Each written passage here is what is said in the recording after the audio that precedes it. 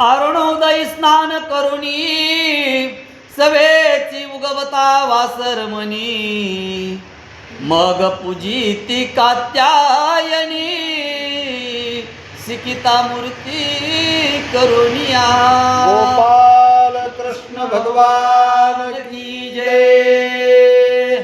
पवित्र आणि पावन अशी हरविजयाची कथा श्रीधर स्वामी सांगतात. कथेचा भावार्थ असा आहे. कुमारी अश्विन महिन्यामध्ये सकाळी सकाळी अरुणोदयाच्या टायमाला जाऊन स्नान करायचं आणि स्नान झाल्यानंतर कात्यायनी देवी महाराज कात्यायनी प्रत्यक्षा भवानी किंवा भगवंताची ज्ञानकळा हिची मूर्ती तयार करायची आणि त्या मूर्तीची पूजा करायची. अरुणोदयाच्या टायमाला स्नान करायचं म्हणजे तांबडं फुटल्यानंतर आणि सूर्योदय झाला की त्या कात्यायनीची पुतळा निर्माण करायचा, मूर्ती निर्माण करायची आणि नंतर त्याची पूजा करायची का भगवंताची प्राप्ती व्हावी म्हणून. अशा प्रकारे त्या नित्यनियमानं त्या अश्विन महिन्यामध्ये आजही आपण करतो ना. आपल्या कुमारी करतात, कुमारीच करतात. त्या कुमारिका करू लागलेल्या आहेत. मणी धरोनी राजीव नेत्र जपती देवी पुढे मंत्र तो गोपाळ माझी स्मरारी मित्र खेळता असे स्वानंदे. मनामध्ये भगवंताचं नामस्मरण धरून भगवंताची विच्छा धरून त्या देवीची पूजा करतात. पण मनामध्ये भगवंत देवीची पूजा करतात पण मनामध्ये भगवंताची प्राप्ती व्हावी म्हणून पूजा करतात आणि भगवंताचं कृष्णाचं नामस्मरण करतात. कृष्ण भगवंत गोपाळामध्ये खेळत होते आणि तो आवाज कृष्णानं ऐकला आणि कृष्ण मनामध्ये काय विचार करतात. त्यांच्या व्रताचे फळ पूर्ण करावया गणनीळ एक लाची निघोनी वज्रपाळ तयापासी पातला. प्रत्येक माणसाच्या व्रताचं फळ भगवंत पूर्ण करतो. प्रत्येकाच्या, त्या कुमारीच्याच नाही, प्रत्येकाच्या. जसं जसं तुम्ही व्रत कराल असं तुमच्या व्रताचं फळ भगवंत पूर्ण करतो. मग तुम्ही जसं व्रत करताल अशा पद्धतीनं भावपूर्वक जर व्रत केलं तर ताबडतोब भगवंत येतो आणि तुमच्या व्रताचं फळ देतो. आणि तुम्ही जर निष्ठानिष्ठीचं जर समजा व्रत केलं, देव बी निष्ठानिष्ठीच करतो महाराज. होय, येत नाही देव.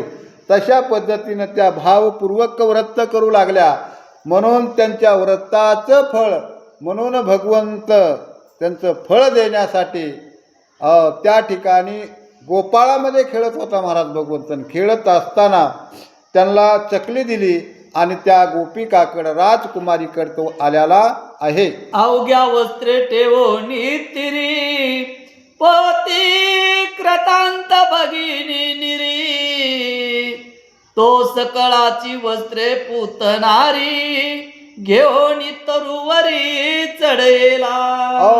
आता व्रताचं फळ द्यायचंय महाराज. मग जसं तुम्ही व्रत करायलात का असा देव तुम्हाला प्राप्त झाल्याशिवाय राहत नाही. चुकीचं व्रत केलं की देव बी चुकीचंच फळ देतो महाराज. बरोबर आहे ना. आता ह्या सगळे कपडे काढेत महाराज. ह्या कुमारी अवस्थेमध्ये सगळे कपडे काढे आणि यमुनेच्या ढोवामध्ये ह्या स्नान करण्यासाठी किंवा पोहण्यासाठी गेल्या. त्यावेळेस त्यांच्या व्रताचं फळ देण्यासाठी भगवंत आला आणि भगवंतानं सगळेच त्यांचे कपडे उचलले आणि त्यांना माहीत न होता भगवंत कपडे घेऊन गेलेला आहे. कदंबावरी हरी चढलता एकीने देखिला अवचित्ता ते मग सांगे समजता वस्त्रे नेली की आमुची. कपडे वर ठेवले आणि सगळ्यात पाण्यामध्ये पोहण्यासाठी गेल्या. पोहत असताना एक जणीनं कृष्ण कपडे घेऊन गेलेला बघितला आणि बाकीच्या सगळ्या कुमारिकेला सांगितलं आपले कपडे कृष्णाने नेलेले आहेत. बघा ते म्हणले त्या कदंब वृक्षावरती बसला घेऊन असं एक दिनीनं सगळ्या कुमारिकेला सांगितलं. आणि पुन्हा काय करतात? मग लाजोनिया सकळी अकंठ लपती यमुना जळी. वा, म्हणती कमल पत्राक्षा वनमाळी. लाज घेतली सर्वांची, लाज घेतली सर्वांची. सगळ्याचे कपडे नेले महाराज, एकीचेही ठेवले नाहीत. आणि कदंब वृक्षावर चढून बसला आणि सगळ्याला लाज वाटू लागले महाराज. हो, विज्जतीचा प्रश्न आहे. होय, लहान असो की मोठा असो, विज्जत ही सगळ्यालाच असते. त्या गोपिका म्हणतात, त्या गोपिकेने काय केलं? कंठापर्यंत पाण्यामध्ये थांबल्या महाराज. फक्त इथून वरच दिसू लागलं त्यांचं, फक्त मुंडकं दिसू लागलं. बाकी सगळ्या पाण्यामध्ये थांबलेल्या आहेत. हो, नग्नच त्यांचं वस्त्र केलं महाराज त्यांनी. आणि म्हणू लागल्या, भगवंता कृष्णा, आमची तू आता लाज घेतलीस. जशी लाज घेतलीस का तशी आमची लाज राख. हो, आमचे वस्त्र तू घेतलेले आहेस म्हणजे लाज तुझ्याकडे आलेली आहे. आता आमची जर लाज राखायची असेल तर आमचे कपडे आम्हाला तू परत दे. अशा गवळणी पाण्यामधून भगवंताची विनवणी करतात. एक गोपिका पे तरतरा मने वस्त्रे देई भुवन सुंदरा. ओ तू वाजता दिला डाव करा एकांत बरा पाहुनिया. एकांत बरा पाहुनिया. एक गोपी थरथरा कापू लागलेली आहे आणि म्हणू लागलेली, हे भुवन सुंदरा कृष्णा, आमचे वस्त्र दे. दुसरी म्हणली, कृष्णा तू एकांत बघून काय डाव साधला. आणि माणसं तसंच करतात, एकांत बघतात आणि निश्चित डाव साधल्याशिवाय राहत नाहीस. त्या पद्धतीनं तू आमचा डाव साधलेलास, म्हणजेच आमचे वस्त्र तू नेलेले आहेस. जरी नेले असलेस तरी आमचे वस्त्र आम्हाला तू परत दे. असं त्या ठिकाणी विनंती कृष्णाला गोपिका करतात. बहुत भला तू कृष्णनाथा आमुचे वस्त्रे देई आता. बहुत शीत वाजते अनंता दात खिळ्या बैसल्या. हे अनंता, हे कृष्णा, तू कृपाळूएस, तू दयाळूएस, तू प्रेमळ आहेस. आणि आमचे वस्त्रत्वा घेतलेले आहेत. हिवाळ्याचे दिवस आहेत महाराज, थंडी वाजू लागलेली. दात वाजू लागल्या, थडथड थडथड थडथड सुरुवात झालेली महाराज. हेमंत ऋतूला सुरुवात झाली. अश्विन महिन्यामध्ये हेमंत ऋतूला सुरुवात होते, म्हणजे हिवाळ्याला सुरुवात होते. नेमकं मार्गशीर्ष मास निघायला आमुष्या झाली की लगेच हिवाळा सुरुवात होते. म्हणून करता नग्न अवस्थेमध्ये त्या गोपिका म्हणतात, हे कृष्णा, आम्हाला थंडी वाजू लागली रे. तुला दया येऊ दे, कृपा येऊ दे आणि आमचे वस्त्र आम्हाला दे. अशा प्रकारची विनंती करतात. आयशा ऊर्ध्व वदने गोपिका विनंती सरसिज भोजन का. वा, हसता से निज भक्त सका तयाकडे पाहुनिया. अशा प्रकारे विनंती करू लागल्या, स्तुती करू लागल्या. हे भगवंता, हे ब्रह्मदेवाच्या वडला, आमचे वस्त्र आम्हाला दे, आमची विद्वत राख रे. कृष्णा, असं नको रे करू, तुला दया येऊ दे, कृपा येऊ दे. अशा प्रकारे त्या स्तुती करू लागल्या. भगवंत हा भक्त वत्सल आहे महाराज, भक्तावर कृपा करणार आहे. आणि असं स्तुती करीत असताना तो भगवंत त्या गोपिकाला हसू लागला. आणि हसत तो कृष्ण त्या गोपिकाला काय म्हणतो? हरी मने सूर्य कन्या परम पवित्र सर्वमान्या. वा, तुम्ही नग्न हो निललना कैशात संचरला. कैशात संचरला. कृष्ण त्या कुमारीला म्हणू लागलेला आहे, ही यमुना म्हणजे सूर्याची मुलगी आहे. बरोबर आहे, सूर्याची मुलगी आहे. यमुना म्हणजे सूर्याची मुलगी आणि ही पवित्र आहे. या पवित्र यमुनेमध्ये तुम्ही पूर्ण कपडे काढलेत आणि पूर्ण कपडे काढून या यमुना ढोवामध्ये तुम्ही प्रवेश केला. पवित्रला अपवित्र तुम्ही केलं म्हणून ही शिक्षा तुम्हाला. ही यमुना म्हणजे सूर्याची मुलगी आहे, पवित्र आहे ती. पाणी हे पवित्र आहे महाराज. पाण्यासारखं पवित्र काहीच नाही, सगळ्याला पवित्र करणारं पाणी आहे. ही यमुना म्हणजे पवित्र आहे आणि त्याच्यामध्ये नग्न झालात आणि नग्न होऊन स्नान करू लागलात म्हणून करता तुम्हाला ही शिक्षा आहे. मी स्वतः केली. पवित्राला अपवित्र करणं म्हणजे अधर्म आहे. अधर्मानं वागू लागलेला आहे तुम्ही, म्हणून करता तुम्हाला शिक्षा. स्वतः मी तुमचे कपडे घेतले आणि कदंबावर येऊन बसलेलो आहे. तुम्ही मंदिरा जावे यावपरी, वस्त्रानं देईन जड करी. वा. तुमच्या वडिलासी निर्धारी, गती तुमच्या सांगेन मी. आता तुम्हाला वस्त्र देणार नाही. तुम्ही तुमच्या घरी जायचं. तुमच्या घरी आणून मी वस्त्र देणार आहे. आणि लय जर बोला गेलात ना, जर काय मना गेलात इकडे तिकडे तरतर बोला गेलात ना, तुमची वागणूक तुमच्या आईवडिलाला मी निश्चित सांगितल्याशिवाय राहणार नाही. या नदीवर येतात, पूर्ण कपडे काढतात आणि पाण्यामध्ये पोहतात. असा तुमचा वाईट विचार आहे किंवा अशा प्रकारची वागणूक आहे तुमची. तुमच्या आईवडिलाला मी सांगितल्याशिवाय राहणार नाही. आता इकीने बी नाही बोलायचं. होय, मग कशाला कोण काय म्हणते. आपल्या आईवडिलाला जर आपलं जर असलं घरानं सांगितलं तर आईवडील काय म्हणतील. आता ह्या 12-12 वर्षाच्या झाल्यात मला, पण कुमार अवस्थेत आहे. कोणी अवस्थेत आहेत, कुमार अवस्थेत. आणि 12 वर्षाच्या मुलीने जर कपडे काढून जर पाण्यामध्ये पोहलं म्हणून आईवडिलाला सांगितलं, विद्यत राहिली का गेली. म्हणून करतात तुम्ही आता बोलायचं नाही. आणि जर बोललात तर तुमचे घराने निश्चित तुमच्या आईवडिलाला मी सांगेल, असं कृष्ण भक्ताला म्हणू लागलेला आहे. त्या एकीकडे एक पाती, वा. हाव बाव दावणी हसती. वा. म्हणती येणे तो निश्चिती, निर्वाण मांडिले साचपे. एक एकीकडे पाहू लागल्या, एकमेकीकडे पाहू लागल्या आणि हावभाव दाखवून हसू लागल्या आणि म्हणतात, येणं तर आता आपल्याबरोबर वैर मांडले, विरोध लावलेला आहे. येणं आपल्याला सहकार्य करायचं. आपण याची भक्ती करू लागलो, त्याची सेवा करू लागलो. येणं आपल्याला सहकार्य करायला पाहिजे होतं या कृष्णानं.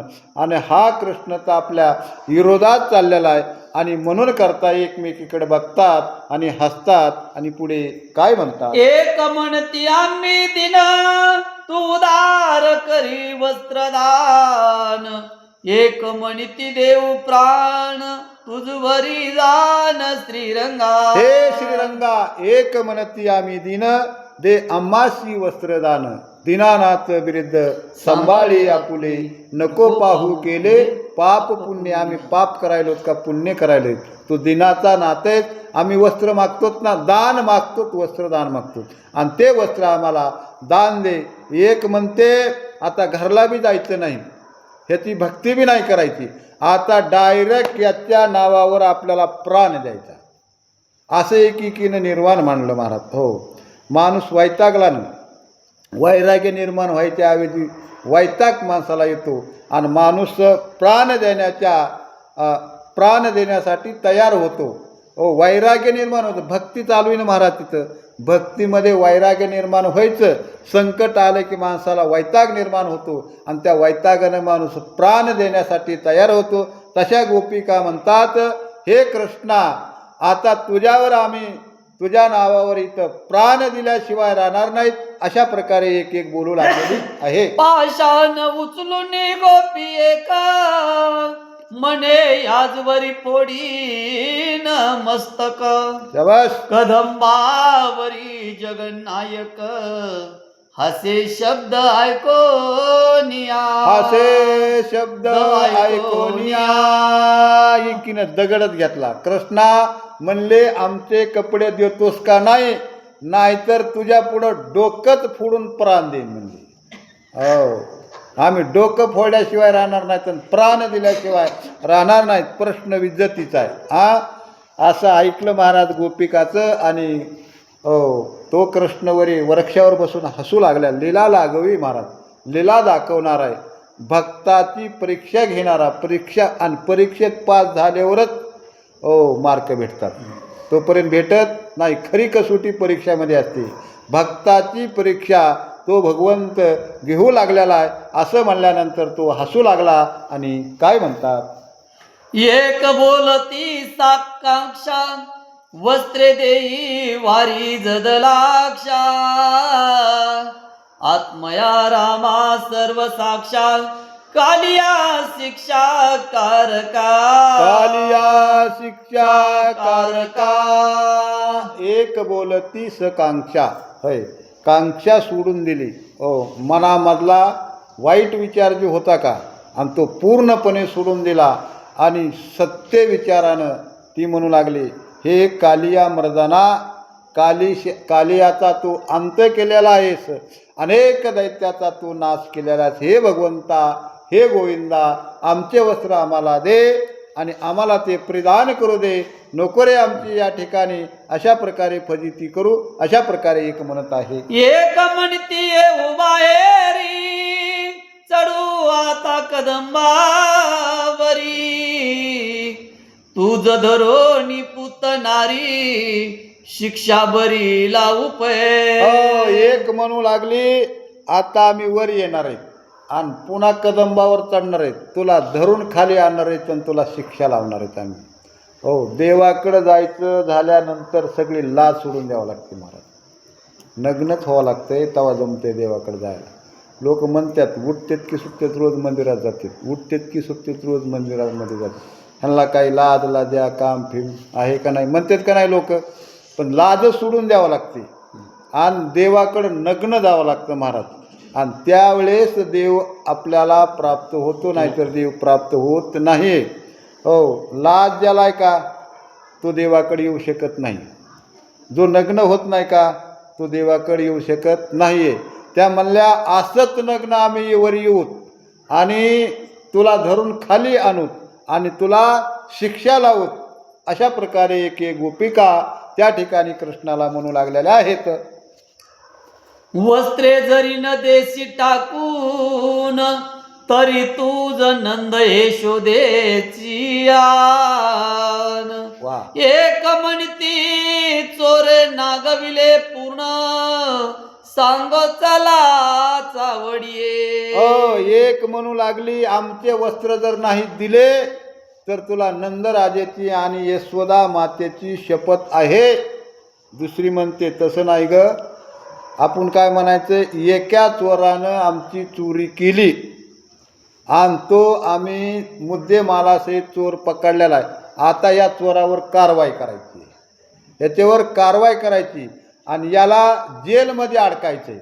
होय, मुद्देमालासहित चोर पकडला आहे, याच्यावर कारवाई करणार आहेत आम्ही आणि याला जेलमध्ये घालणार आहेत. अशा प्रकारे एक एक म्हणू लागलेल्या आहेत. एक म्हणती हरी पायी आज बहुत देऊ दूध दही. वा, आमुची वस्त्रे आता देई भुवन सुंदरा श्री हरे.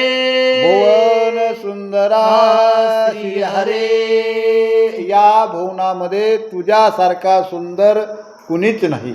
एवढा सुंदर आहे, एवढा सुंदर आहे. तुझ्यासारखा कुणी सुंदर ना. कितीही कुणाकडे बघितलं तरी तुझ्या इतका सुंदर कुणीच दिसत नाही. म्हणून म्हणतात भुवन सुंदरा. या भुवनामध्ये तू सुंदर आहेस. मग आमचे वस्त्र देण्यासाठी तुला दही देऊत, दूध देऊत, तूप देऊत, लोणी देऊत, पण आमचे वस्त्र आम्हाला दे. अशा प्रकारची विनंती कृष्णाला त्या कुमारिका करू लागलेल्या आहेत. तू वचा वाचोनी गाई वणी धुईतोसी सर्वही तुझा हस्त लागता पाही पाना फुटे तयाते. पाना फुटे तयाते. कृष्णा, किती दयाळूस, किती कृपाळूस, किती प्रेमळेस. वासर नसताना तू गाईचं दूध काढतो. गाईला वासरू सोडल्याशिवाय गाय दूधच देत नाही, गाई पानात फोडीत नाही महाराज. पण एवढं तुझ्यामध्ये सामर्थ्य, एवढं तुझ्यामध्ये प्रेम आहे. गाईला हात लावल्याबरोबर वासर नसताना तुला गाई दूध देतात. असा एवढा पराक्रमी आहेस, असा एवढा पुरुषार्थी आहेस. मग आमचे वस्त्र कशासाठी ठेवून घेतलेस?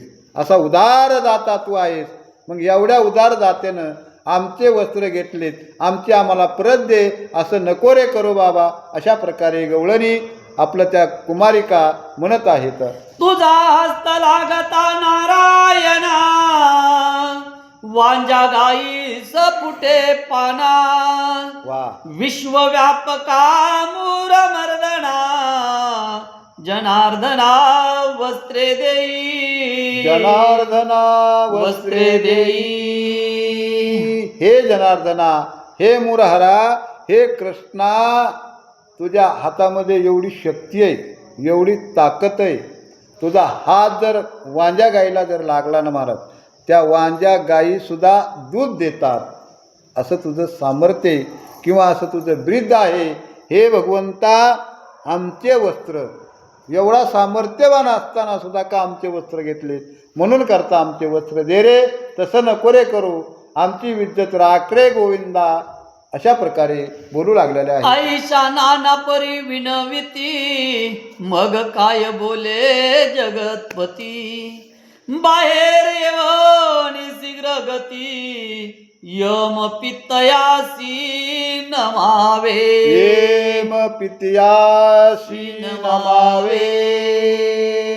कृष्ण म्हणला, कुमारी हो, तुमचे वस्त्र देतो, पण पाण्याच्या बाहेर या, आणि पाण्याच्या बाहेर येऊन सूर्यदेवताला नमस्कार घाला. सूर्यदेवताला नमस्कार घातला की तुमचे वस्त्र तुम्हाला मी देतो. असा कृष्ण म्हणल्यानंतर गोपिका काय म्हणतात? यमुने माझी समस्तान जलक्रीडा तुम्ही केल्या सत्य, हो, त्याचेची प्रायचित्त हे त्वरित. तमांत का नमस्कारा, तमांत का नमस्कारा.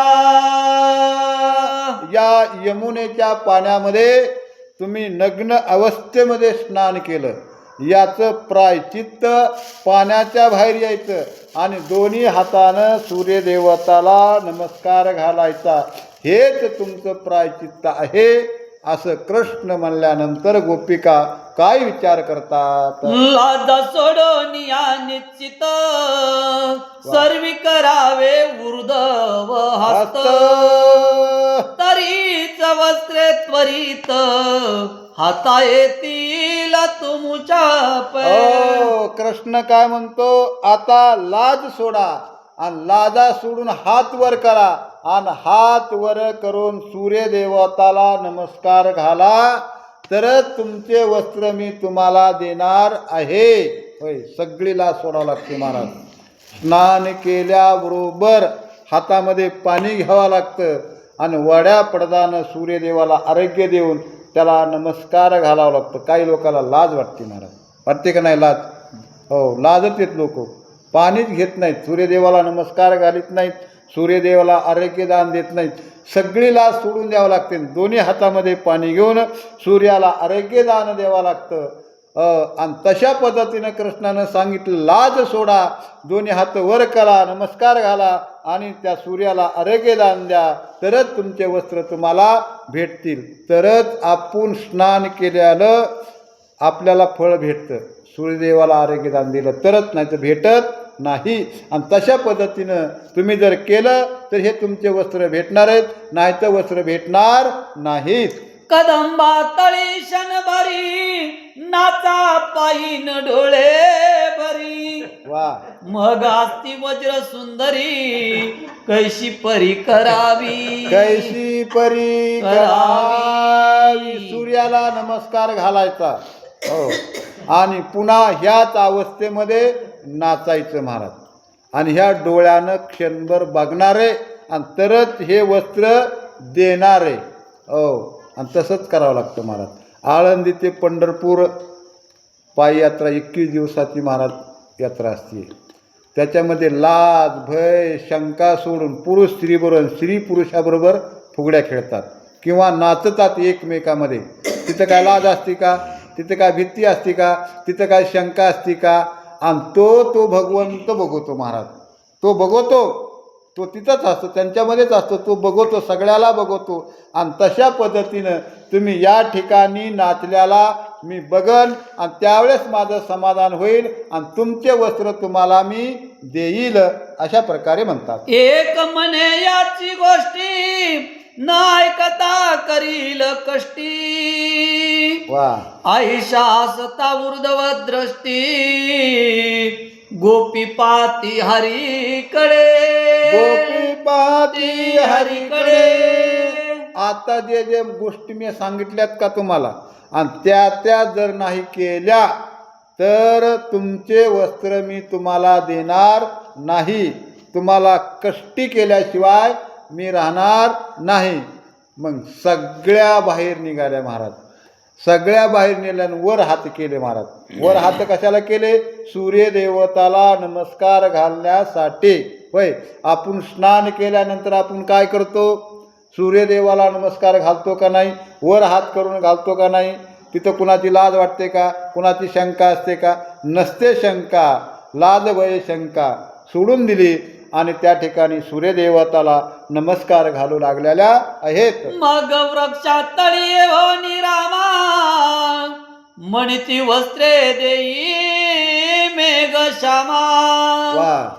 अनंगदन नमन विश्रामा पूर्ण कामा सर्वेशा पूर्ण कामा सर्वेशा अनंगदहन नमना.